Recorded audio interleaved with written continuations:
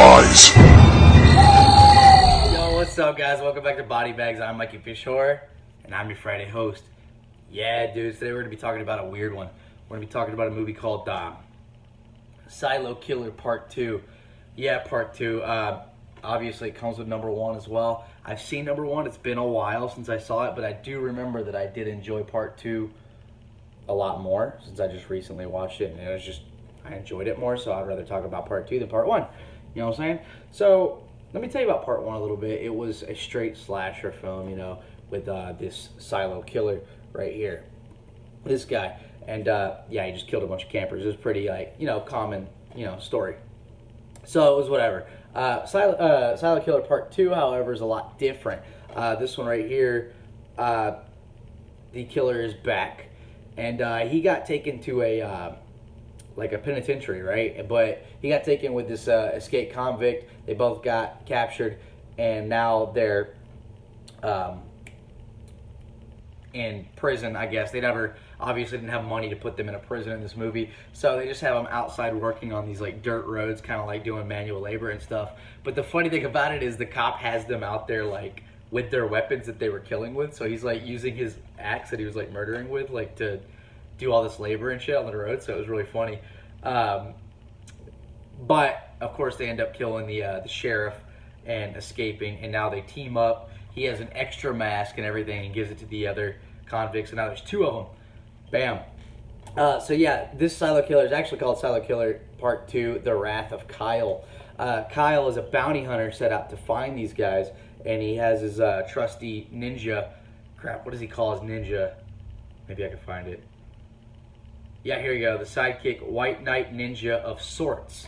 So he's a ninja of sorts because he's not a ninja at all. So that's just like his sidekick. It's fucking stupid. But anyways, he's out looking for him. And Kyle just wants to kill shit. He's not even like good at what he does. He just likes to murder. He's really just a fucked up dude.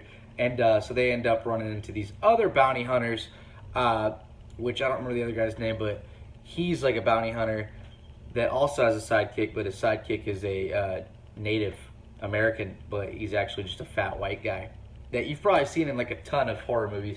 Yeah, this movie's like super offensive.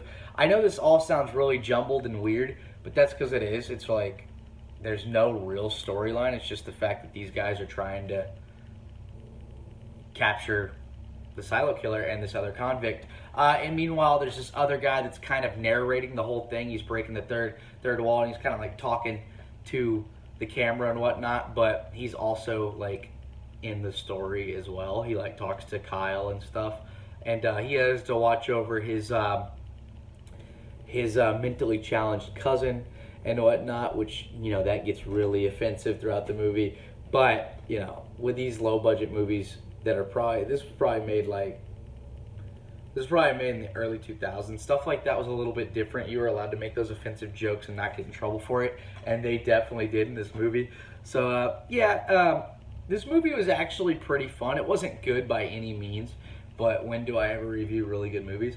The funny thing about this movie is that there was a lot of decapitations and heads exploding, and I think it was just because they probably had one prop, and they just used the shit out of it. It was a lot of fun, like the decapitations and head exploding, like that. They were fun. There was just a ton of them, and that was pretty much the only gore you got out of it. Like, was like head explosions and, you know, heads getting chopped off. Not that that's a complaint. It's definitely not, because I love decapitations and heads blowing up. So it was pretty cool.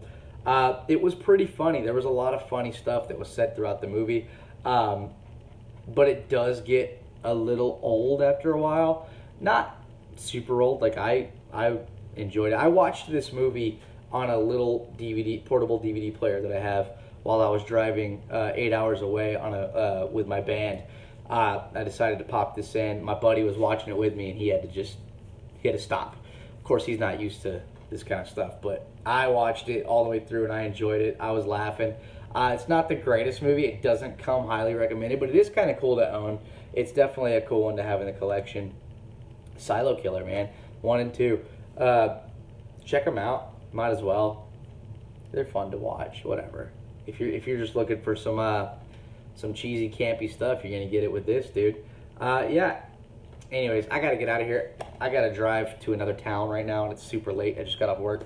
If I had to rate Silo Killer Part 2, The Wrath of Kyle, I'd probably give it like a 5 out of 10. It doesn't beat average at all, but it's also not horrible. So, yeah, 5 out of 10. Seems like a fair rating. Yeah, dudes, that's Silo Killer Part 2, The Wrath of Kyle. Anyways, guys, I will see you guys next Friday. Later, dudes.